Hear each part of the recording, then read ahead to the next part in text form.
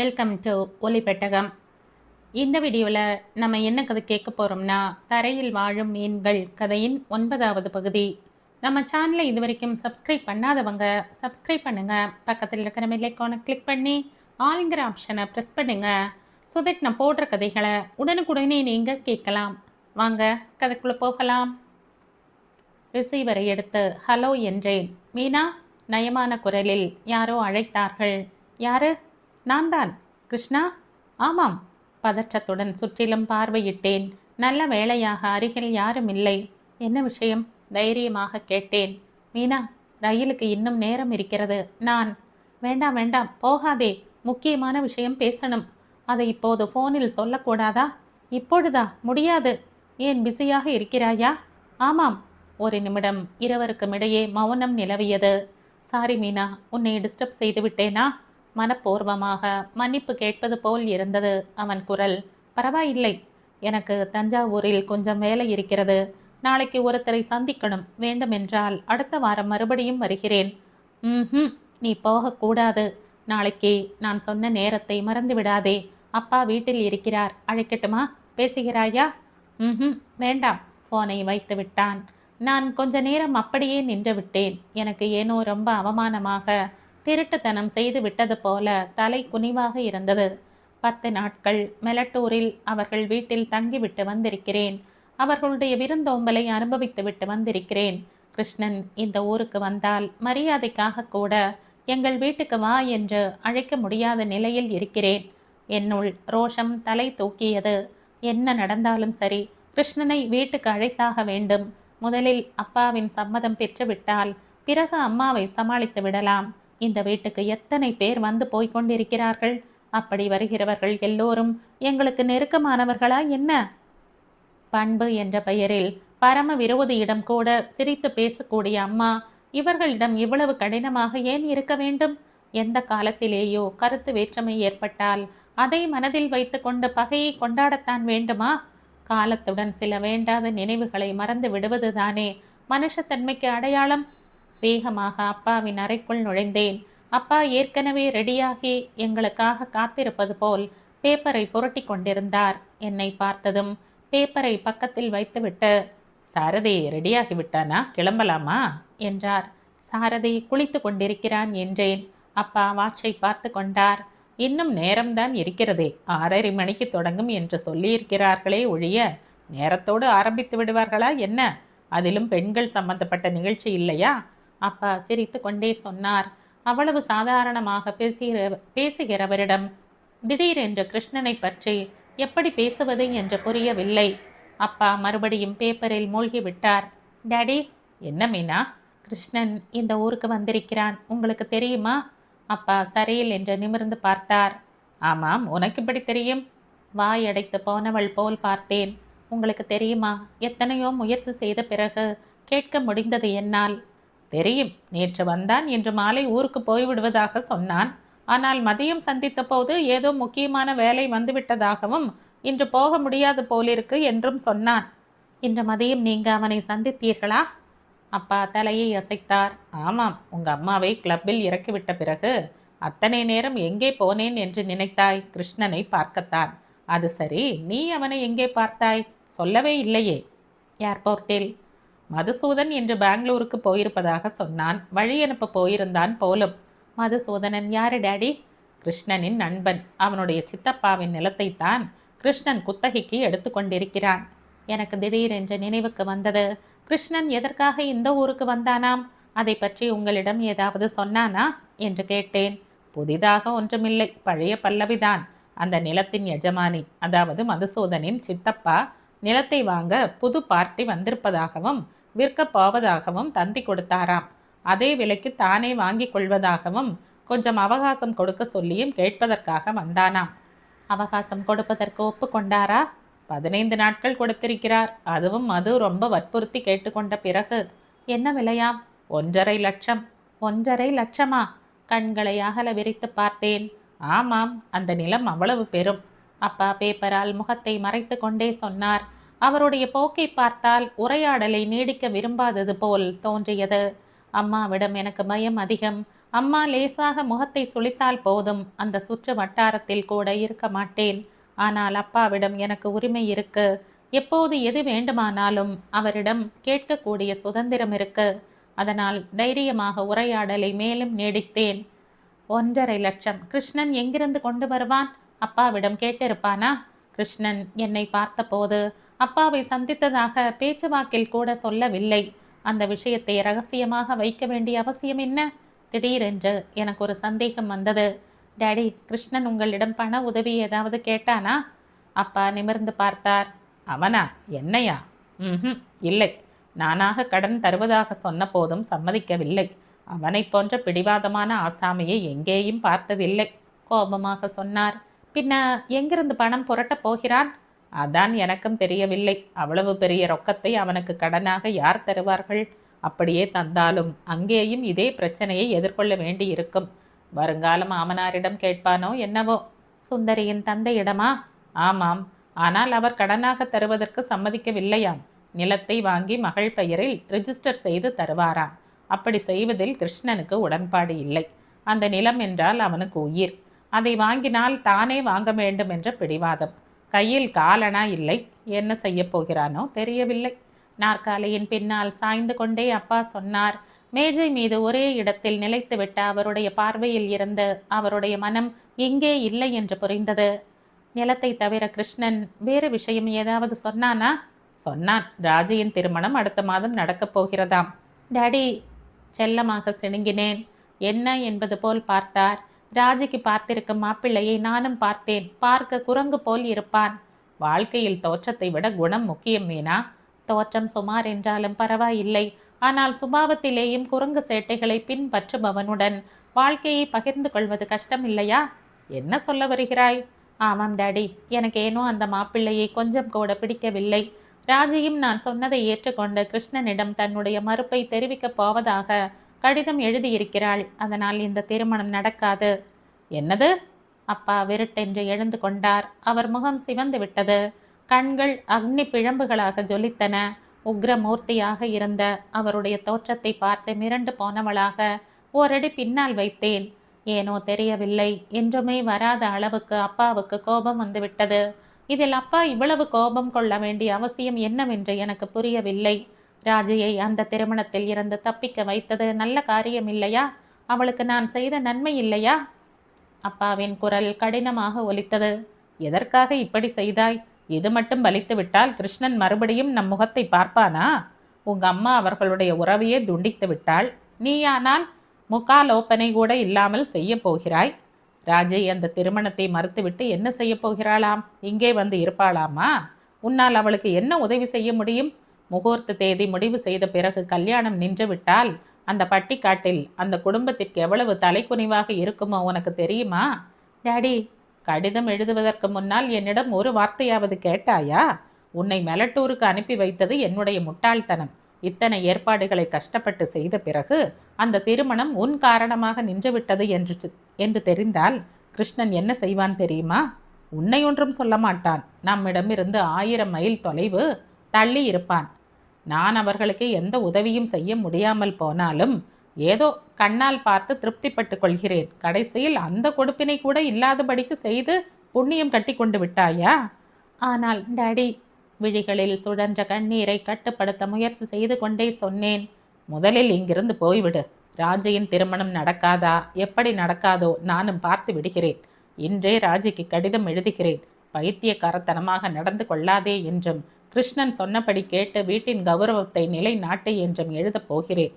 அது மட்டுமே இல்லை, ராஜிக்கு விருப்பம் இருந்தாலும் இல்லாவிட்டாலும் குறித்த முகூர்த்தத்தில் அவள் கழுத்தில் 3 முடிச்சு விழும்படி பார்த்து கொள்ள சொல்லி கிருஷ்ணனுக்கும் கடிதம் எழுதுகிறேன். இதில் நான் செய்த தவறு என்ன டாடி? அழுகை அடக்கிய குரலில் கேட்டேன். தவறு என்னவென்று கேட்கிறாயா? உலகம் தெரியாத அப்பாவி பெண்ணின் மனதில் வேண்டாத ஆசைகளை விதைப்பது மன்னிக்க முடியாத குற்றம் இல்லையா? திருமணத்தை மறுத்து விடு என்று நீ அவளை தூண்டிவிட்டாய். அவளும் மறுத்து விடுவதாக ஒப்புக்கொண்டாள். அதற்கு பிறகு அவள் என்ன செய்ய போகிறாள்? அவளுக்கு என்ன உதவி செய்ய முடியும் உன்னால்? அவளை அழைத்து வந்து இந்த வீட்டில் அடைக்கலம் தரப்போகிறாயா? இல்லை வேறு வரன் பார்த்து திருமணம் செய்து வைக்கப் போகிறாயா? உன்னால் என்ன செய்துவிட முடியும் என்று அவளை கிருஷ்ணனுக்கு எதிராக திருப்பிவிட்டாய். அதற்கு பிறகு அவர்கள் எதிர்கொள்ள வேண்டிய பிரச்சனைகளை பற்றி கொஞ்சமாவது யோசித்து பார்த்தாயா? வாய் அடைத்து போனவளாக கண்களை விரித்து அப்படியே பார்த்து கொண்டிருந்தேன். இவ்வளவு இயலாமையான நிலையில் நான் என்றுமே இருந்ததில்லை. அப்பாவும் கோபத்தை கட்டுப்படுத்தி கொள்ள முயற்சி செய்வது போல் அப்படியே நின்று விட்டார். சாரி, என்னால் தாமதமாகிவிட்டதா என்று கேட்டுக்கொண்டே சாரதி உள்ளே வந்தான். தூக்கி வாரி போட்டது போல் திடுக்கிட்டு திரும்பி பார்த்தேன். முறுவலுடன் என்னிடம் ஏதோ சொல்ல வந்த சாரதி என் முகத்தை பார்த்ததும் அப்படியே நின்று விட்டான். புரியாதவன் போல் அப்பாவையும் என்னையும் மாறி மாறி பார்த்தான். அப்பாவும் சரி நானும் சரி எதுவும் பேச முடியாமல் மௌனமாக இருந்து விட்டோம். மன்னிக்கணும், நான் உங்களை டிஸ்டர்ப் செய்துவிட்டேன் போலிருக்கு என்று சொல்லிக்கொண்டே திரும்ப போனான். அதற்குள் அப்பா சமாளித்து கொண்டு விட்டார். இல்லை இல்லை, நீ உள்ளே வரலாம். வர வர மீனா சின்ன குழந்தையை போல் சண்டித்தனம் செய்கிறாள். இப்படியெல்லாம் நடந்து கொள்ளக்கூடாதுன்னு எச்சரித்து கொண்டிருந்தேன். அவ்வளவுதான், கிளம்புவோமா? அப்பா வாட்சை பார்த்து கொண்டே சொன்னார். நானும் ரெடி. சாரதியும் வாட்சை பார்த்தான். தோ வந்து விடுகிறேன் பொதுவாக சொல்லிவிட்டு விருட்டென்று அறையை விட்டு வெளியேறினேன். 10 நிமிடங்கள் கழித்து என்னுடைய அறையில் மறுபடியும் முகம் அலம்பி லேசாக பவுடர் போட்டு கொண்டிருந்த போது திருநாக மாமி உள்ளே எட்டி பார்த்தாள். அப்பாவும் மாப்பிள்ளை சாரும் காரில் உட்கார்ந்து கொண்டு உங்களுக்காக காத்திருக்கிறார்கள், நேரமாகிவிட்டதாம் என்று எச்சரித்துவிட்டு போய்விட்டாள். பேக்கை எடுத்துக்கொண்டு ஹை ஹீல்ஸ் செருப்பை மாட்டிக்கொண்டு ஓட்டமும் நடையுமாக கீழே வந்தேன். அப்பா ஏற்கனவே டிரைவிங் சீட்டில் அமர்ந்திருந்தார். சாரதி எனக்காக காத்திருப்பது போல் காரின் பின் கதவு அருகில் நின்றிருந்தான். என்னை பார்த்ததும் கதவை திறந்து பிடித்து கொண்டான். நான் காரில் ஏறும்போது அவன் ஓரக்கண்ணால் என்னை பரிசீலிப்பது என் கவனத்தில் இருந்து தப்பவில்லை. காருக்குள் உட்கார்ந்தேன். சாரதி என் மேல் படுவது போல் அருகில் அமர்ந்து கொண்டான்.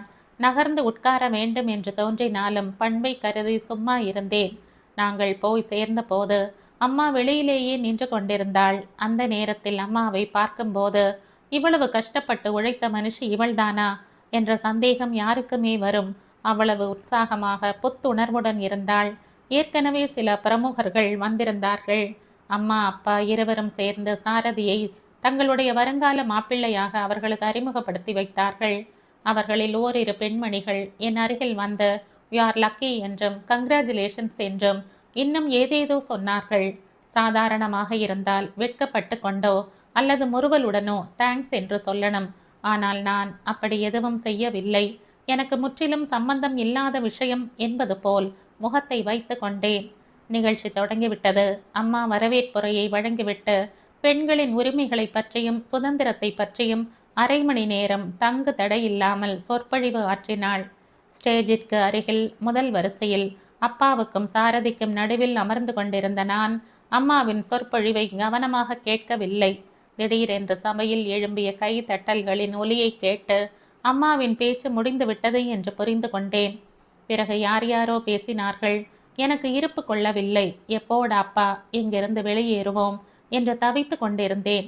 வாலண்டியர்களாக அங்கும் இங்கும் சுற்றி கொண்டிருந்த இளம் பெண்களில் ஓரிருவர் என்னை பொறாமையுடன் பார்த்து கொண்டிருந்தார்கள். அவர்களுக்கு என்ன தெரியும், நான் தனிமைக்காக தவித்து கொண்டு முள் மீது அமர்ந்திருப்பது போல் உட்கார்ந்திருக்கிறேன் என்று. அன்று இரவு நாங்கள் வீட்டுக்கு வரும்போது ரொம்ப நேரமாகிவிட்டது. வீட்டுக்கு வந்து சேர்ந்ததுமே எல்லோருக்கும் குட் நைட் சொல்லிவிட்டு என் அறைக்கு வந்து விட்டேன். நாளைக்கே கிருஷ்ணனை சந்திக்க வேண்டும். கூடவே சாரதி இருக்கும்போது எப்படி சாத்தியப்படும்? இந்த விஷயத்தில் அப்பா எனக்கு கொஞ்சம் கூட உதவி செய்ய மாட்டார் என்று இப்போது புரிந்துவிட்டது. உடைகளை மாற்றிக்கொண்டு கட்டில் மீது படுத்த எனக்கு ரொம்ப நேரம் தூக்கம் வரவில்லை. அப்பா சொன்னது திரும்ப திரும்ப என் காதுகளில் எதிரொலித்து கொண்டிருந்தது. திருமணத்தை மறுத்துவிட்டு என்ன செய்ய போகிறாளாம்? நீ இங்கே அழைத்து வந்து அவளை காப்பாற்றப் போகிறாயா? உன்னால் என்ன உதவி செய்ய முடியும் என்று அப்படி எழுதினாய்? அப்பாவின் குரல் என்னை கூண்டுக்குள் நிற்க வைத்து கேள்வி கேட்பது போல் இருந்தது. அப்பா சொன்னது உண்மைதான் என்று ஒரு நிமிடம் தோன்றினாலும் அடுத்த நிமிஷம் ரோஷம் தலை தூக்கியது. நல்ல எண்ணத்துடன் ராஜையின் நன்மையை கருதி நான் செய்த காரியம் எனக்கே சவாலாக மாறிவிட்டது. என்னால் எதுவும் செய்ய முடியாதா? ஏன் முடியாது? அப்பா நினைப்பது போல் நான் ஒன்றும் வாய்ச்சொல் வீராங்கனை இல்லை என்று நிரூபிக்கப் போகிறேன். என்னாலேயும் சாதிக்க முடியும். இவர்களிடம் எதுவும் பேச தேவையில்லை. முதலில் கிருஷ்ணனை சந்திக்க வேண்டும். அது ரொம்ப முக்கியம். மறுநாள் காலையில் வேண்டுமென்றே தாமதமாக விழித்து கொண்டேன். 8 மணி ஆகும்போது அம்மா என் அறைக்குள் வந்தாள். ஏற்கனவே குளித்து முடித்துவிட்டு பளிச்சென்று உடுத்தியிருந்தாள். இன்னும் என்ன தூக்கம், எழுந்து கொள் என்றாள் லேசான கண்டிப்புடன். அலுப்புடன் கண்களை திறந்து பார்த்தேன். சோர்வாக இருப்பது போல் முகத்தை வைத்து கொண்டு, உடம்பெல்லாம் ஒரே வலி, ரொம்ப களைப்பாக இருக்கு மம்மி என்றேன். அம்மா சட்டென்று என் நெற்றியின் மீது கையை வைத்து பார்த்தாள். அப்பொழுதுதான் பெட் காஃபியுடன் அறைக்குள் நுழைந்து கொண்டிருந்த திருநாகத்திடம், நேற்று இரவே எனக்கு திருஷ்டி சுற்றி போட சொல்லி நினைவுபடுத்தாததற்கு சத்தம் போட்டாள். அருகில் உட்கார்ந்து கொண்ட காஃபியை சுயமாக கோப்பையில் ஊற்றி என் கையில் கொடுத்தாள். ஒரு நிமிஷம் கீழே வந்து சாரதியை பார்த்து ஹலோ என்று சொல்லிவிடு என்றாள் அம்மா. வாடிப்போன இந்த முகத்துடன் ஹலோ சொல்வதை விட சும்மா இருப்பதை மேல் என்றேன். அம்மா என்ன நினைத்து கொண்டாளோ என்னவோ, மேற்கொண்டு வற்புறுத்தாமல் கீழே சென்று விட்டாள். நான் கட்டில் மீது படுத்து கொண்டு யோசித்து கொண்டிருந்தேன். அம்மா, அப்பா மற்றும் சாரதி 10 மணிக்கு மேல் யாரையோ பார்க்க போகிறார்கள். அவர்கள் கிளம்பியதும் நான் வீட்டை விட்டு கிளம்பி அவர்கள் திரும்பி வருவதற்குள் வீட்டுக்கு வந்துவிட வேண்டும். ஆனால் இவர்கள் எப்போது கிளம்ப போகிறார்கள் என்று சரியாக தெரியவில்லை. நேற்று கிருஷ்ணனிடம் பேசும்போது நான் வருவதற்கு தாமதமானாலும் அங்கேயே காத்திரை என்று சொல்லி இருக்க வேண்டும். ஒரு கால் நான் போகவில்லை என்றால் கிருஷ்ணன் மறுபடியும் ஃபோன் செய்வானா? அவன் அப்படி செய்ய மாட்டான் என்றும் நேராக ஸ்டேஷனுக்கு போய் ரயில் ஏறிவிடுவான் என்றும் தோன்றியது. அவனிடம் என்ன பேசுவது என்றும் எப்படி பேசுவது என்றும் மனதிலேயே ஓரிரு முறை ஒத்திகை பார்த்து கொண்டேன். ஜன்னல் வழியாக வெளியே பார்த்து கொண்டிருந்தவள் வாசலில் சந்தடி கேட்டதும் தலையை திருப்பி பார்த்தேன். சாரதி உள்ளே வந்து கொண்டிருந்தான். சட்டென்று எழுந்து கொள்ளப் போனேன். வேண்டாம் வேண்டாம், எழுந்து கொள்ளாதே, தடுப்பது போல் சொல்லிக்கொண்டே கட்டில் அருகில் சற்று முன் அம்மா அமர்ந்திருந்த நாற்காலியில் உட்கார்ந்து கொண்டான். எழுந்து கொள்ளும் முயற்சியை அதற்கு முன்பே நான் கைவிட்டு விட்டேன். ஏனென்றால் மெல்லிய நைட்டியில் இருந்தேன். அந்த கோலத்தில் அவன் முன்னால் உட்கார்ந்து கொள்வது சாத்தியமில்லை. போர்வையை கழுத்து வரையிலும் இழுத்து போர்த்தி கொண்டு அவனையே பார்த்து கொண்டிருந்தேன். ஜுரம் இருக்கா? இல்லை என்பது போல் தலையை அசைத்தேன். வெறும் உடம்பு வலிதானா? ஆமாம் என்பது போல் பார்த்தேன். நேற்று அலைந்ததால் இருக்குமோ? இருக்கலாம் என்பது போல் தலையை மேலும் கீழும் அசைத்தேன். நான் கண் இமைக்காமல் அவனையே பார்த்து கொண்டிருப்பது அவனுக்கு சங்கடத்தை ஏற்படுத்தி இருக்க வேண்டும். பார்வையை திருப்பிக் கொண்டு என்னுடைய அறையை, அதில் இருந்த பர்னிச்சரை சிரத்தையாக கவனிப்பது போல் உட்கார்ந்திருந்தான். அவன் தோரணையை பார்த்தால் அம்மா அனுப்பியதால் வேறு வழி இல்லாமல் வந்திருப்பது போல் தென்பட்டது. நான் மறுபடியும் ஜன்னல் வழியாக வெளியே பார்க்க தொடங்கினேன். அவன் முன்னிலையில் என் வாயில் இருந்து வார்த்தை வெளிவர மறுக்கிறது. அவன் எதிரில் இருந்தால் முள் இருக்கையின் மீது அமர்ந்திருப்பது போல் தோன்றுகிறது. இப்படியெல்லாம் நான் உணர்வதாக அவனிடமே சொல்லிவிட்டால் வேறு வினையே வேண்டாம். அம்மா என்னை கொன்று போட்டுவிட்டு மறுகாரியம் பார்ப்பாள். 10 நிமிஷங்கள் அவன் என்னுடைய அறையை ஆராய்ச்சி செய்வதிலும் நான் சூனியத்தை வெறித்து பார்ப்பதிலுமாக கழிந்து விட்டன. நான் வருகிறேன். வந்த வேலை முடிந்து விட்டாற்போல் சாரதி எழுந்து கொள்ளப் போனான்.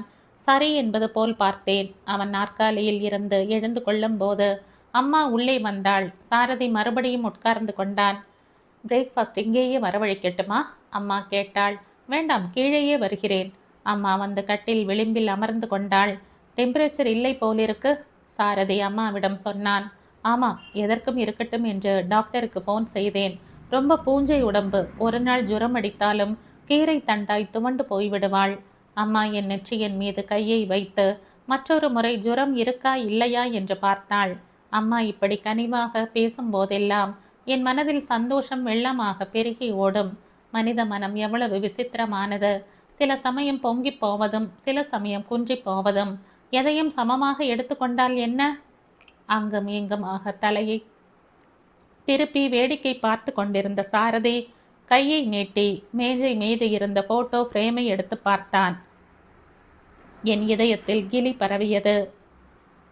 ரொம்ப நன்றாக இருக்கு. எப்போது எடுத்துக்கொண்ட போட்டோ இது? அம்மாவை பார்த்து கொண்டே சாரதி கேட்டான். எனக்கு 17 வயது இருக்கும்போது இரட்டை பின்னல் போட்டுக்கொண்டு ரிப்பனை வைத்து மடித்து கட்டியிருந்த ஃபோட்டோ 3 வருடங்களுக்கு முன்பு, அம்மா சொன்னாள். 3 வருடங்களுக்கு முன்பா? நம்ப முடியாதவன் போல் பார்த்தான். ரொம்ப வித்தியாசம் தெரிகிறது. அப்போ இருந்ததற்கும் இப்போது இருந்ததற்கும். அம்மா பெருமூச்சை அடக்கியபடி, பெண் வளர்த்தியோ பீர்க்கை வளர்த்தியோ என்று பெரியவர்கள் சும்மாவா சொன்னார்கள் என்றாள். சாரதியிடமிருந்து ஃபோட்டோ ஃப்ரேமை வாங்கி கொண்டு என்னுடைய ஃபோட்டோவை ஆழமாக பார்த்தாள். நான் எப்போதும் சிறுமியாகவே இருந்துவிட வேண்டும் என்பது அம்மாவின் விருப்பம். ஆனால் அது சாத்தியம் இல்லையே. திடீரென்று அம்மா, உங்களிடம் மீனாவின் போட்டோ ஒன்று கூட இல்லையா? அவளுடைய போட்டோ கொடுக்கணும் என்று ஓரிரு முறை நினைத்தேனே ஒழிய கை வரவே இல்லை. இதை எடுத்து தருகிறேன் என்று சொல்லிக்கொண்டே ஃப்ரேமை திருப்பி என்னுடைய போட்டோ இருந்த ஃப்ரேமின் கிளிப்பை கழற்றப் போனாள். என் இதயத்தில் தடக் தடக் என்று ரயில் ஓடும் சப்தம். அம்மா கிளிப்பை கழற்றுவதில் கவனமாக இருந்தாள். என் போட்டோவுக்கு பின்னால் கிருஷ்ணனின் போட்டோ. வேறு வினையே வேண்டாம். எனக்கு தலை சுற்றுவது போல் இருந்தது.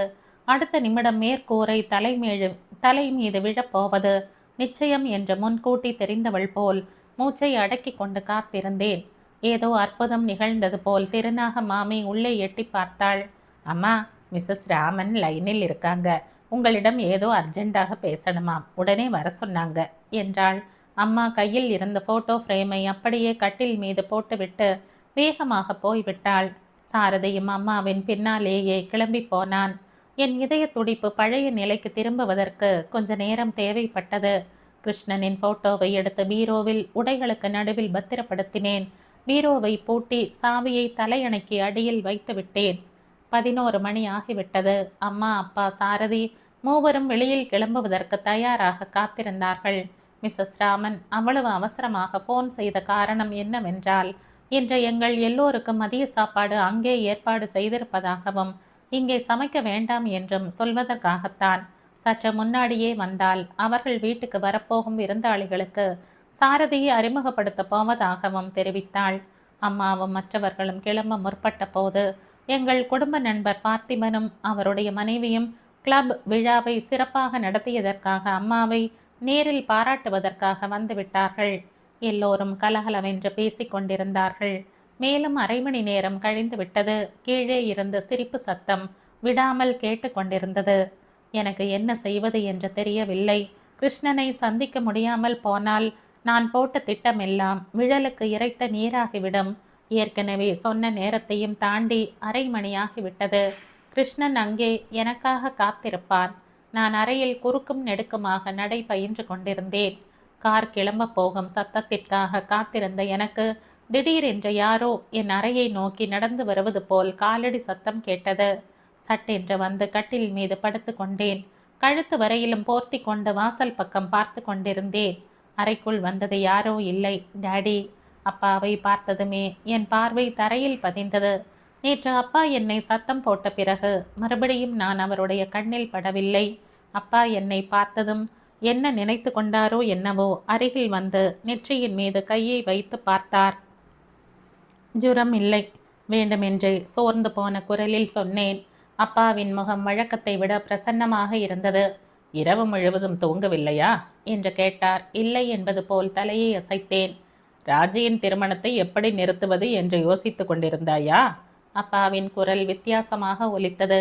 ஆமாம், பிடிவாதமாக சொன்னேன். அந்த எண்ணத்தை விட்டுவிடு. நேற்று இரவு கமலாவுக்கு கடிதம் எழுதி போட்டு விட்டேன். ராஜியின் திருமணம் அந்த முகூர்த்தத்தில் நடந்துவிடும். நடக்காது, திடமான குரலில் சொன்னேன். அவ்வளவு நம்பிக்கையா? ஆமாம், ராஜி என்னுடைய பேச்சை கேட்பாள். பந்தயம் கட்ட தயாரா? ஓகே. எவ்வளவு? 1.5 லட்சம். அவ்வளவு பெரிய தொகையா?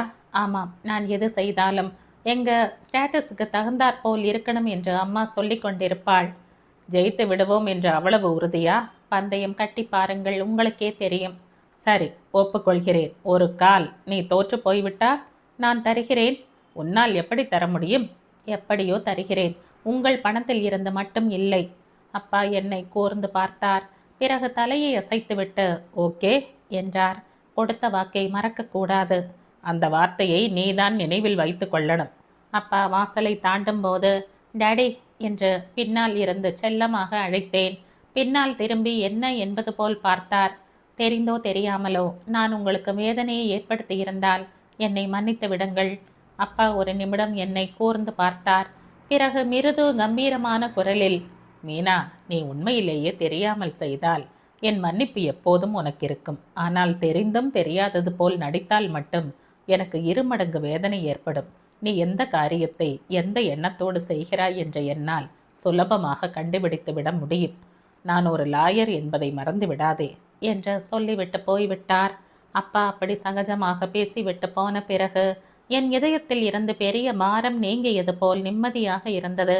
ஆனால் அப்பா சொன்ன வார்த்தைகளுக்கு பின்னால் இருந்த அர்த்தம் உடனே புரியவில்லை. அதை பற்றியே யோசித்துக் கொண்டிருந்தேன். அம்மா, அப்பா மற்றும் சாரதி 11:30 மணி ஆன பிறகு கிளம்பி போனார்கள். கேட்டை சாத்திய சத்தம் கேட்டதும் விருட்டென்று எழுந்து கொண்டு செருப்பை அணிந்து கொண்டேன். மேஜை மீது இருந்த பேக்கை எடுத்துக்கொண்டு மின்னல் வேகத்தில் கீழே வந்தேன். வாசற்கதவு பக்கம் போகப் போனவள் ஒரு நிமிடம் யோசித்துவிட்டு சமையலறை பக்கம் போனேன். உள்ளே இருந்த மாமியிடம், மாமி, நான் டாக்டர் வீடு வரையிலும் போய்விட்டு வருகிறேன், கதவை சாத்திக் கொள்ளுங்கள் என்று வேகமாக சொல்லிவிட்டு அதே வேகத்தில் வெளியே வந்தேன். டாக்டரே வீட்டுக்கு வரப்போவதாக அம்மா சொன்னாங்களே. திருநாக மாமி சமையல் அறையில் இருந்து குரல் கொடுத்தாள். நானே போய்விடுகிறேன், எனக்கும் பொழுது போகவில்லை, உரத்த குரலில் சொல்லிக்கொண்டே கேட்டை தாண்டி விட்டேன். கொஞ்ச தூரம் போன பிறகுதான் டாக்ஸி கிடைத்தது. டாக்ஸியை நிறுத்திவிட்டு ஏறிக்கொண்டு கேசினோ தியேட்டர் சீக்கிரமாக போகணும் என்றேன். மணி 12 நெருங்கிக் கொண்டிருந்தது. கிருஷ்ணன் எனக்காக காத்திருப்பான் என்ற எதிர்பார்ப்பு அணையப் போகும் அகல் விளக்கு போல் படபடத்து கொண்டிருந்தது. நான் போய் சேர்ந்தபோது கிருஷ்ணன் தியேட்டர் வராண்டாவில் இருந்த தூணில் சாய்ந்து கொண்டு இரு கைகளையும் கட்டிய நிலையில் எங்கேயோ பார்த்து கொண்டிருந்தான். அவன் முகத்தில் தென்பட்ட சலிப்பை பார்த்தால் ரொம்ப நேரமாக அவன் அங்கே நின்று கொண்டிருப்பது போல் தோன்றியது. டாக்ஸி உள்ளே நுழைந்ததும் விருட்டென்று திரும்பி பார்த்தான். நான் ஒரு வினாடி கூட தாமதம் செய்யாமல் டாக்ஸியில் இருந்து இறங்கினேன். என்னை பார்த்ததும் அவன் கண்கள் பளிச்சிட்டன. முகத்தில் இருந்த எரிச்சலும் சலிப்பும் காணாமல் போய்விட்டன. வந்துவிட்டாயா என்பது போல் பார்த்து கொண்டே முறுவலுடன் என்னை நோக்கி வந்தான். பேக்கை திறந்து 100 ரூபாய் நோட்டை டாக்ஸி டிரைவரிடம் கொடுத்தேன். சில்லறை இல்லை என்றான் டிரைவர். கிருஷ்ணன் பர்ஸை திறந்து மீட்டரை பார்த்து கொடுத்து அனுப்பிவிட்டான். நான் 100 ரூபாய் தாளை அவனிடம் நீட்டிய போது மென்மையாக என் கையை விலக்கிவிட்டு இருக்கட்டும் என்றான். ரொம்ப லேட் ஆகிவிட்டது இல்லையா என்றேன் வாட்சை பார்த்து கொண்டே. ஆமாம், உனக்காக 1000 வருடங்களாக காத்திருப்பது போல் இருந்தது எனக்கு, முறுவலுடன் சொன்னான். நீ இந்நேரம் கிளம்பி விட்டிருப்பாய் என்று பயந்தேன். இன்னும் 5 நிமிடங்கள் நீ வருவதற்கு தாமதமாக இருந்தால் அந்த காரியம்தான் செய்திருப்பேன். நல்ல வேளை, எங்கே போகலாம் என்று சொல்ல. சுற்றிலும் பார்த்து கொண்டே சொன்னேன். எங்கேயும் மக்கள் நடமாட்டம் இருக்கவில்லை. வேறு எங்கே? உள்ளேதான். சட்டை பையில் இருந்து டிக்கெட்டுகளை எடுத்து காண்பித்தான். சினிமாவுக்கா? தொடங்கி ரொம்ப நேரமாக இருக்குமே. நாம் சினிமா பார்ப்பதற்காக போகவில்லையே. அவன் குரலில் குறும்புத்தனம் கொப்பளித்தது. முதல் வகுப்பு என்பதால் கூட்டம் இருக்கவில்லை. ஆங்காங்கே இளம் ஜோடிகள் அமர்ந்திருந்தார்கள். கொஞ்சம் ஒதுக்குப்புறமாக பார்த்து உட்கார்ந்து கொண்டோம். ஏதோ பழைய கருப்பு வெள்ளை படம் போலும் கோடு கோடாக தெரிந்தது. அதில் வரும் நடிகர்கள் எல்லோரும் ஏதோ நோய்வாய்ப்பட்டு மீண்டவர்களைப் போல் திராணியற்று காட்சியளித்தார்கள். கிருஷ்ணன் அமர்ந்து கொண்டதும் நின்று நின்று கால்வலி வந்து விட்டது. இப்போது சொல், ஏதோ அவசரமாக பேச வேண்டும் என்றாயே என்றான். நீ இப்படி அவசரப்படுத்தினால் என் வாயில் இருந்து வார்த்தையே வராது, சீரியஸாக சொன்னேன். அப்படி என்றால் சரி. கிருஷ்ணன் சினிமாவை பார்க்க தொடங்கினான். 5 நிமிடங்கள் கழிந்தன. நான் தலையை திருப்பி பார்த்தேன். அவன் படம் பார்ப்பதில் ஆழ்ந்து போயிருந்தான். நீ என்னுடன் பேசுவதற்காக வந்தாயா அல்லது சினிமா பார்க்க வந்தாயா? லேசான கோபத்துடன் கேட்டேன். நீதான் பேசவில்லையே, அதான் டிக்கெட்டுக்கு கொடுத்த காசையாவது வசூல் செய்வோம் என்ற முயற்சி செய்கிறேன். டிக்கெட்டுக்கு செலவழித்த பணத்தை நான் கொடுத்து விடுகிறேன், போதுமா? அப்படி என்றால் உன்னையே பார்த்து கொண்டிருக்க வேண்டுமா? பக்கென்று சிரித்து விட்டேன். உஷ், அமைதி. கிருஷ்ணன் சுற்றிலும் பார்த்தான். நான் கை குட்டையால் வாயை பொத்தி கொண்டேன். அது சரி, நேற்று வீட்டுக்கு ஃபோன் செய்தாயே, உனக்கு எவ்வளவு தைரியம்? இதில் தைரியம் என்ன இருக்கு?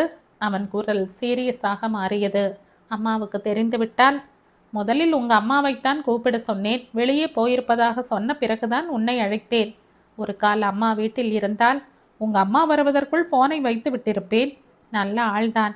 நீ நினைக்கும் அளவுக்கு கெட்டவன் மட்டும் இல்லை. சட்டென்று திரும்பி பார்த்தேன். அவன் முகம் ரொம்ப சீரியஸாக இருந்தது. இது போன்ற முட்டாள்தனமான உரையாடலை தொடங்கியதற்கு என்னை நானே உள்ளூர கடிந்து கொண்டேன். கையை நீட்டி அவன் கையை பற்றி கொள்ள போனவள் சட்டென்று நின்றுவிட்டு, நான் உன்னை தொட்டால் உன் சுந்தரிக்கு அநியாயம் செய்து விட்டாற் போல் ஆகிவிடுமா? தயங்குவது போல் கேட்டேன். சுந்தரி விஷயத்தை விட்டு தள்ளு, உன் சாரதியை பற்றி யோசித்துப்பார். நான் பதில் சொல்லாமல் அவன் கையை என் 2 கைகளுக்கு நடுவில் பிடித்து கொண்டேன். என் உடல் முழுவதும் மின்சாரம் பாய்ந்தது போல் இருந்தது. ஒரு விஷயம் கேட்கிறேன், பதில் சொல்கிறாயா? கேளேன். நம் இரு குடும்பங்களுக்கு நடுவில் இந்த பகைமை எதற்காக வந்தது? பரஸ்பரம் குசலம் கூட விசாரித்து கொள்ளாத அளவுக்கு என்னதான் நடந்தது?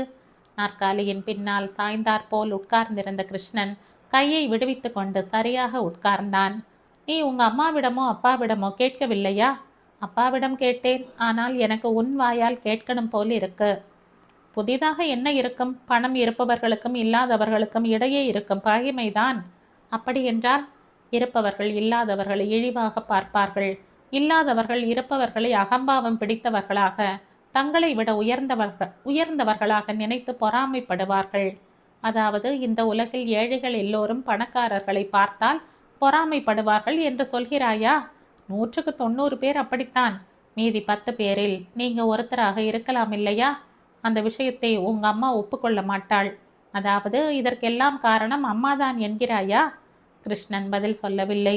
நீ ஏன் எங்கள் வீட்டுக்கு வருவதே இல்லை? மாமாவிடம் கேள், சொல்வார். நட்பு கலந்த குரலில் உரிமையுடன் சொன்னேன். கிருஷ்ணா, ரொம்ப நாட்களுக்கு முன் நடந்தது. ஏதோ நடந்து விட்டது. அதை அப்படியே மறந்துவிட்டு நம் இருவரின் குடும்பங்களும் நெருங்க வேண்டும் என்பது என் எண்ணம். ஒருத்தர் வீட்டுக்கு ஒருத்தர் வந்து போய் கொண்டிருந்தால் தானே உறவு நீடிக்கும். உன் எண்ணம் நன்றாகத்தான் இருக்கு. ஆனால் நடக்காத காரியம். ஏன் நடக்காது? விரிசல் விழுந்துவிட்ட உறவுகளை மறுபடியும் ஒட்ட வைப்பது கஷ்டம் மீனா. குறைந்தபட்சம் அதற்கான முயற்சி செய்ய வேண்டியது நம்முடைய கடமை இல்லையா? நாம் என்றால் நீயும் நானும் என்று வைத்துக்கொள். அவன் உடனே பதில் சொல்லவில்லை. யோசிப்பது போல் உட்கார்ந்திருந்தான். பதில் சொல்லு கிருஷ்ணா. நம் இருவரின் குடும்பங்களும் இணைவதால் ஏற்படும் லாபமோ, இணையாமல் இருப்பதால் ஏற்படக்கூடிய நஷ்டமோ என் கண்ணுக்கு எதுவும் தெரியவில்லை. நீ ரொம்ப கடின இதயம் படைத்தவன். இந்த பகை இப்படி நீடித்து கொண்டே போவதற்கு உன்னுடைய பிடிவாதமும் ஒரு காரணமாக இருக்கும் என்று நினைக்கிறேன். இவ்வளவு அநியாயமான குற்றச்சாட்டை நான் எங்கேயும் கேட்டதில்லை. பின்ன நீ சொன்னதுதான் என்ன? நெருங்கிய உறவினர்கள் கலந்து பழகுவதில் லாப நஷ்ட கணக்கு எதுக்கு வரப்போகிறது? அப்பா உங்களிடம் எவ்வளவு அன்பு வைத்திருக்கிறார் தெரியுமா? அவருடைய மனம் எப்போதும் உங்களையே சுற்றி கொண்டிருக்கும். இத்தனை நாட்களும் உங்களை பற்றி எனக்கு அதிகம் தெரியாது. நான் மெலட்டோருக்கு வராமல் இருந்தால் என்ன ஆகியிருக்குமோ? ஆனால் அங்கே போய்விட்டு வந்த பிறகு என் மனதில் ரொம்ப உறுத்தலாக இருக்கிறது. நான் உங்க வீட்டிற்கு வந்து தங்கியிருந்த போது அன்புடன் ஆதரித்து வேண்டிய உபச்சாரம் செய்தீங்க. நீ இந்த ஊருக்கு வந்திருக்கிறாய். வாய் வார்த்தைக்காகவாவது உன்னை எங்க வீட்டுக்கு வர சொல்லி அழைக்கும் தைரியம் எனக்கு இல்லை. இப்படி ஏன் இருக்க வேண்டும்? அம்மா உங்களை தவறாக புரிந்து கொண்டிருப்பதால் தானே. எப்படியாவது அந்த தவறான கருத்தை போக்கிவிட்டு உங்களுடைய உண்மையான சுபாவத்தை அம்மா புரிந்து கொள்ளும் விதமாக செய்ய வேண்டும். இதுதான் என் லட்சியம். தேங்க்ஸ் மீனா. வெறும் தேங்க்ஸ் சொன்னால் மட்டும் போராது. இன்னும் என்ன உதவி செய்ய வேண்டும்? எனக்கு உதவி செய்ய வேண்டும். இரு குடும்பங்களையும் இணைக்கும் விஷயத்தில் எனக்கு சமமாக பொறுப்பை மேற்கொள்ள வேண்டும். இவ்வளவு சிரமம் உனக்கு ஏன்? நான் அவனுடைய தோளில் வெடுக்கென்று கிள்ளினேன். வீல் என்று கத்தப் போனவன் எப்படியோ கட்டுப்படுத்தி கொண்டான். இனி ஒரு நாளும் இப்படி ஏளனமாக பேசாதே. நான் ஏளனமாக பேசினேனா? எனக்கு அப்படித்தான் தோன்றியது. உன்னுடன் சமாளிப்பது ரொம்ப கஷ்டம். பாவம் சாரதி. நான் மறுபடியும் கிள்ளப் போனேன். இந்த முறை அவன் மின்னல் போல் என் கையை பற்றி தடுத்து விட்டான். அவன் பிடியில் சிக்கிக் கொண்டு விட்ட என் கையில் இருந்து மின்சாரம் என் இதயத்திற்குள் பாய்வது போல் இருந்தது. என்னை சினிமாவுக்கு அழைத்து போனாய் என்றும், கையை பிடித்து கொண்டாய் என்றும், உன் நடத்தை சரியில்லை என்றும் சுந்தரிக்கு கடிதம் எழுதுவேன். மிரட்டுவது போல் சொன்னேன். தாராளமாக எழுது. இப்போது இல்லை. உன் மீது இன்னும் கொஞ்சம் கோபம் வரட்டும். அப்போது எழுதுகிறேன். நானும் சாரதிக்கு எழுதுகிறேன். உண்மை விளம்பி கடிதம். என்னவென்று? உங்க வருங்கால மனைவிக்கு பக்கத்தில் இருப்பவர்களை கிள்ளும் பழக்கம் இருக்கு என்றும், ஜாக்கிரதையாக இருக்க சொல்லியும் கடிதம் எழுதுவேன். நான் கோபமாக பார்த்துவிட்டு கையை விடுவித்து கொண்டேன். திடீரென்று விளக்குகள் எரியத் தொடங்கின. இடைவேளை வந்துவிட்டது. விளக்கு வெளிச்சத்தில் கன்றி சிவந்துவிட்ட கிருஷ்ணனின் முகத்தை பார்த்தேன். கிருஷ்ணன் கைக்குட்டையால் முகத்தை அழுத்தி துடைத்து கொண்டான். இதோ வருகிறேன் என்று சொல்லிவிட்டு வெளியில் சென்று விட்டான். அழகான கனவில் இருந்து சட்டென்று வெடித்து கொண்டார் போல் இருந்தது எனக்கு. கிருஷ்ணன் எதிரே இருந்தால் என் பேச்சு ஏன் இப்படி கட்டுப்பாடு இல்லாமல் போகிறது? கிருஷ்ணன் எதிரே இருந்தால் என் பேச்சு ஏன் இப்படி கட்டுப்பாடு இல்லாமல் போகிறது? அவனை கலாட்டா செய்து சீண்ட வேண்டும் என்று என் மனம் தவிப்பானேன். நான் இப்படி உரிமையுடன் பழகுவதை, கிண்டலடிப்பதை அவன் தவறாக எடுத்துக்கொள்ள மாட்டான் என்ற நம்பிக்கை எனக்கு இருந்தது. இவ்வளவு சுதந்திரமாக மனம் விட்டு பேசி சிரித்து யாருடனும் பழகிய நினைவு இல்லை. கிருஷ்ணன் விஷயத்தில் மட்டும் ஏன் இப்படி நிகழ்கிறது? ஒன்று மட்டும் உண்மை, நான் எந்த விஷயத்தை வேண்டுமானாலும் தயக்கம் இல்லாமல் பேசக்கூடிய நபர் இந்த உலகில் கிருஷ்ணன் ஒருத்தன்தான். எனக்கு மிகவும் பிரியமான அத்தையின் குடும்பத்திற்கு என் மூலமாக ஏதாவது உபகாரம் நடக்க வேண்டும் என்ற தவிப்பை என்னால் அடக்கிக் கொள்ள முடியவில்லை. கிருஷ்ணன் இப்போது என்னுடன் பழகும் விதத்தை பார்த்தால் நான் நினைத்த காரியம் சுலபமாக நிறைவேறக்கூடும் என்ற நம்பிக்கை வந்தது. விளக்குகள் அணைந்துவிட்டன. மறுபடியும் சினிமா தொடங்கிவிட்டது. இடைவெளியின் போது அவன் வேண்டுமென்றே வெளியில் சென்று விட்டது போல் எனக்கு தோன்றியது. உள்ளே வந்தவன் பக்கத்து இருக்கையில் அமர்ந்து கொண்டே, சொல்ல வேண்டிய விஷயங்கள் முடிந்து விட்டதா, இன்னும் இருக்கா என்றான். இன்னும் 2 விஷயங்களை சொல்லணும், சீக்கிரமாக சொல்லு. முதலில் இந்த கேள்விக்கு பதில் சொல்லு. நான் இப்படி உரிமை எடுத்துக்கொண்டு பேசுவதை நீ தவறாக நினைக்கவில்லையே? கிருஷ்ணன் என் பக்கம் திரும்பினான். நான் ஏன் தவறாக நினைக்கப் போகிறேன்? தவறாக நினைக்க இதில் என்ன இருக்கு? அப்பாடா, நிம்மதியாக மூச்சை விட்டு கொண்டேன். கிருஷ்ணன் என்னை பரிசீலிப்பது போல் பார்த்தான். உண்மையிலேயே நீ ஏதாவது ஆபத்தில் சிக்கிக்கொண்டால் நான் வந்து உன்னை காப்பாற்ற வேண்டும் என்று துடிப்பாக இருக்கிறேன் என்றான். தேங்க்ஸ். அப்படிப்பட்ட ஆபத்து ஏதாவது வந்தால் முதலில் உன்னிடம் வருகிறேன். சச்ச, சும்மா ஒரு பேச்சுக்கு சொன்னேன். உனக்கு எந்த ஆபத்தும் வரக்கூடாது. நீ எப்போதும் இதேபோல் கலகலவென்று பேசிக்கொண்டும் சிரித்து கொண்டும் சந்தோஷமாக இருக்க வேண்டும். நான் கேட்க நினைத்ததில் 2வது விஷயம் சொல்லட்டுமா? சொல்லு. ராஜேஸ்வரியின் திருமணத்தை உடனே நிறுத்திவிடு. கிருஷ்ணன் நிமிர்ந்து உட்கார்ந்து கொண்டான். ஆணையா இது? ஒரு வினாடி யோசித்துவிட்டு, இல்லை, வேண்டுகோள்தான் என்றேன். அப்படியென்றால் பரவாயில்லை, மறுத்து விடலாம் என்றான் முறுவலுடன். இந்த திருமணம் செய்து கொள்ள மாட்டேன் என்று ராஜை எதிர்த்தால் என்ன செய்வாய்? என்ன செய்யணும் என்று அப்போ யோசிப்பேன். நடக்காத விஷயங்களை நடந்து விடுமோ என்று கவலைப்பட்டு கொண்டு உட்காருவது எனக்கு பிடிக்காத விஷயம். என்னால் பதில் சொல்ல முடியவில்லை. 3வது விஷயத்தையும் சொல்லிவிட்டால்? என் வாயில் இருந்த வார்த்தை வெளிவரவில்லை. சொல்லு மீனா, நயமான குரலில் கேட்டான். நான் கேட்டதற்கு கட்டாயம் சம்மதிப்பேன் என்று முதலில் வாக்கு கொடுக்கணும். விஷயம் என்னவென்று தெரிந்து கொள்ளாமல் வாக்கு கொடுக்கும் பழக்கம் எனக்கு இல்லையே. என் மீது அவ்வளவு கூட நம்பிக்கை இல்லையா? என் மீது அவனுக்கு நம்பிக்கை இருக்கோ இல்லையோ, அவன் கொஞ்சம் கூட வெளிப்படுத்தவில்லை. சீரியஸாக என்னை பார்த்தான். நானும் 2 மடங்கு சீரியஸாக பார்த்தேன். இருவரும் ஒரே சமயத்தில் சிரித்து விட்டோம். அவன் சட்டென்று சுற்றிலும் பார்வையிட்டான். திரையில் ஹீரோ ஹீரோயின் டூயட் பாட்டு சத்தத்தில் இந்த சத்தம் யாருடைய காதிலும் விழுந்திருக்க நியாயம் இல்லை. கிருஷ்ணன் முறுவலுடன் சொன்னான். பிரயோஜனம் இல்லை மீனா, உன்னிடம் என்னால் சீரியஸாக இருக்க முடியாது. தயவு செய்த விஷயத்தை சொல்லு. எனக்கு சரி என்று பட்டால் உன் விருப்பத்தை அப்படியே ஏற்றுக்கொள்கிறேன். எனக்கு நம்பிக்கை வந்தது. நான் சொல்ல வந்தது உன்னுடைய நிலத்தை பற்றி என்றேன். நிலத்தை பற்றியா? ஆமாம், அந்த நிலத்தை நீயே வாங்கிக்கொள். பணம் நான் தருகிறேன். உன்னால் முடிந்த போது திருப்பி தந்து விடலாம். அந்த தோட்டம் என்றால் உனக்கு எவ்வளவு உயிர் என்று எனக்கு தெரியும். அதை சுந்தரியின் பெயரில் ரிஜிஸ்டர் செய்வதில் எனக்கு கொஞ்சம் கூட விருப்பம் இல்லை. கிருஷ்ணன் திகைத்து போனவனாக எதிர்பார்க்காத விஷயத்தை கேட்டுவிட்டது போல் வியப்புடன் பார்த்து கொண்டிருந்தான். அவன் கையை என் கைகளில் எடுத்துக்கொண்டு மென்மையான குரலில் சொன்னேன். கிருஷ்ணா, உன் சுய அபிமானம் எனக்கு தெரியும். இந்த விஷயத்தில் நீ கொஞ்சம் கூட தயங்க வேண்டியதில்லை.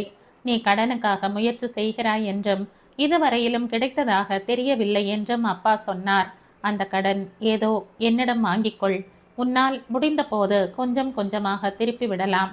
என் பேச்சை முழுவதுமாக கேட்ட பிறகு அவன் தன் கையை விடுவித்து கொள்ளப் போனான். நான் விடவில்லை. முகத்தை திருப்பி கொண்டு சினிமா பார்க்க தொடங்கிவிட்டான். நான் சொன்னதை கேட்பாய் இல்லையா? கேட்டேன். இன்று ஒரு நாள் தங்கிவிட்டு நன்றாக யோசித்து பிறகு நாளைக்கு பதில் சொல்கிறாயா? இல்லை, இன்று இரவே நான் கிளம்பிவிட வேண்டும். பணம் வாங்கிக் கொள்வதற்கு சம்மதித்து விட்டார் போல் தானே. எப்போது எங்கே கொண்டு வந்து தரணுமோ சொல்லு. மீனா, உன் அறிவுரைக்கும் நல்ல மனதிற்கும் நன்றி. உண்மையை சொல்லு. இப்படி கேட்க சொல்லி மாமா உன்னை அனுப்பி வைத்தாரா? அப்பாவுக்கு இந்த விஷயமே தெரியாது. நானாகத்தான் வந்தேன். அவன் என் பேச்சை நம்பியது போல் தெரியவில்லை. இனி கிளம்புவோமா என்றான். என் கேள்விக்கு இன்னும் பதில் சொல்லவே இல்லையே. உண்மையிலேயே பதில் வேண்டுமா? பதில் தெரிந்து கொள்ளணும் என்றுதானே இவ்வளவு தூரம் பேசுகிறேன். அப்படி என்றால் கேட்டுக்கொள். எனக்கு எங்கேயும் கடன் கிடைக்காத பட்சத்தில் அந்த நிலத்தை வேண்டுமானாலும் இழக்க விரும்புவேனே தவிர உன்னிடமிருந்து மட்டும் வாங்கிக் கொள்ள மாட்டேன். அவன் குரல் திடமாக கடினமாக ஒலித்தது. அவன் சொன்ன தோரணையை பார்த்தால் அந்த அபிப்பிராயத்தில் இருந்து அவனை மாற்றுவது கஷ்டம் என்று தோன்றியது. நான் சொன்னதை கேட்க மாட்டாயா? நிஷ்டூரமாக சொன்னேன். வேறு ஏதாவது சொல்ல கேட்டுக்கொள்கிறேன். அதுவரையிலும் கலகலவென்று இருந்த சூழ்நிலை திடீரென்று கம்பீரமாக மாறிவிட்டது. சீரியஸாக படத்தை பார்த்து கொண்டிருப்பது போல் உட்கார்ந்திருந்தாலும் தோற்றுவிட்டது போல் உணர்ந்தேன். என் பேச்சுக்கு மதிப்பு கொடுப்பாய் என்ற நம்பிக்கைதான் என்னை இவ்வளவு தூரத்திற்கு அழைத்து வந்தது. என் குரலில் வருத்தம் கலந்திருந்தது. உன் பேச்சுக்கு மதிப்பு கொடுக்காதவனாக இருந்தால் என் பயணத்தை தள்ளி போட்டிருக்கவும் மாட்டேன். இந்த சினிமா ஹாலில் இத்தனை நேரம் உனக்காக காத்திருக்கவும் மாட்டேன். என்னிடமிருந்து பணம் ஏன் வாங்கிக் கொள்ளக்கூடாது? காரணம்தான் என்ன? நேராக சொல்லு. ரோஷத்துடன் கேட்டேன். இப்போது வேண்டாம், இன்னொரு நாள் சொல்கிறேன். இந்த விஷயத்தை பற்றி மறந்து விடுவோம். அவனை போன்ற பிடிவாதமான ஆசாமியை நான் எங்கேயும் பார்த்ததில்லை. அப்பா சொன்னது நினைவுக்கு வந்தது. சாரதிக்கும் எனக்கும் நிச்சயம் ஆகாமல் இருந்திருந்தால், அம்மா என் மீது இவ்வளவு ஆசைகளை வளர்த்து கொள்ளாமல் இருந்தால், இப்பொழுதே கிருஷ்ணனின் கையை பிடித்து இழுத்து சென்று ரிஜிஸ்டர் மேரேஜ் செய்து கொண்டிருப்பேன். கல்யாணமான பிறகு அவனுடைய இஷ்டத்தை யார் கேட்கப் போகிறார்கள்? எல்லாமே என்னுடைய ராஜ்யம்தான். அத்தையின் குடும்ப நலனுக்காக நானும் அப்பாவும் எவ்வளவு தூரம் யோசிக்கிறோமோ கல்மனம் படைத்த இவனுக்கு எப்படி புரிய போகிறது? கடைசியில் சொன்னேன். நான் சொன்ன பேச்சை கேட்க மாட்டாய் இல்லையா? என் விருப்பம் போல் செய்ய போகிறேன். என்ன செய்ய போகிறாய்? ஆர்வத்துடன் கேட்டான். உன்னிடம் எதற்காக சொல்லணும்? எனக்கு தெரியும். என்ன தெரியும் உனக்கு? கோபமாக கேட்டேன். இந்த ஜென்மத்தில் என் முகத்தை பார்க்க மாட்டாய், எங்களை பற்றி விசாரிக்கவும் மாட்டாய், அப்படித்தானே? பார்த்து கொண்டே இரு, என்ன நடக்கப் போகிறதோ. கோபம் வந்தபோது உன் முகத்தை எப்பொழுதாவது கண்ணாடியில் பார்த்து கொண்டிருக்கிறாயா? ரொம்ப அழகாக இருக்கிறாய். தேங்க்ஸ். உன்னுடைய காம்ப்ளிமெண்ட்ஸ் எனக்கு தேவையில்லை. அப்படியே சத்யபாமாவின் அவதாரம். ஆமாம், என் கோபத்தை தீர்த்து வைக்கப் போகும் ஸ்ரீகிருஷ்ணன் நீதானோ? பேச்சால் ஏன் இப்படி தூண்டி விடுகிறாய்? ஏதோ சொல்லப்போனேன். திடீரென்று விளக்குகள் எரிந்தன. திடுக்கிட்டவர்கள் போல் எழுந்து நின்று கொண்டோம். படம் எப்போது முடிந்ததோ இருவரும் உணரவில்லை.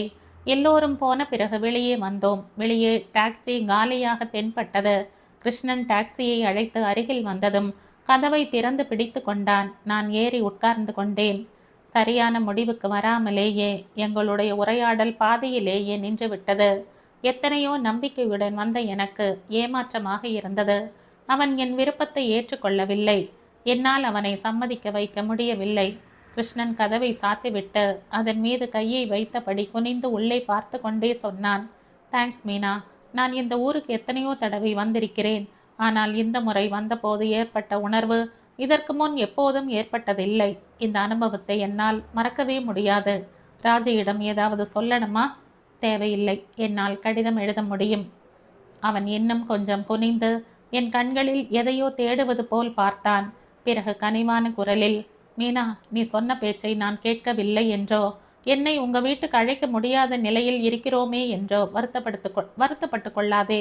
இது போன்ற முட்டாள்தனமான எண்ணங்களை மனதில் இருந்து நீக்கிவிடு.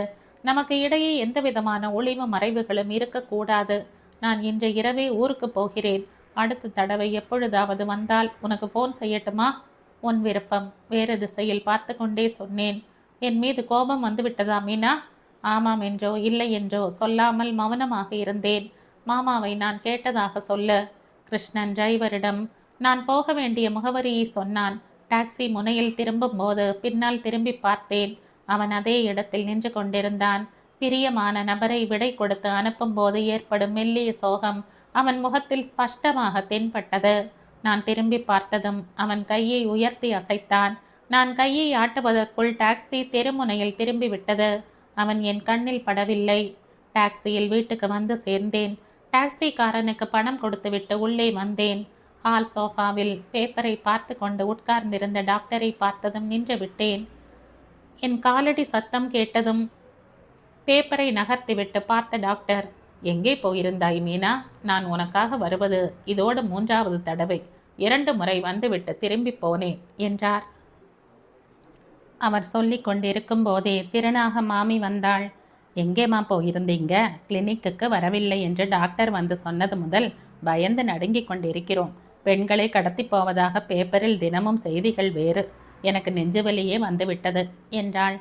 பதில் சொல்ல முடியாதவள் போல் சோர்வுடன் டாக்டருக்கு எதிரே இருந்த சோஃபாவில் சரிந்தேன். இந்த கதையின் முதல் பாகம் நிறைவுற்றது. இந்த கதையின் இரண்டாவது பாகத்தை அடுத்த பதிவில் கேட்கலாம். நன்றி.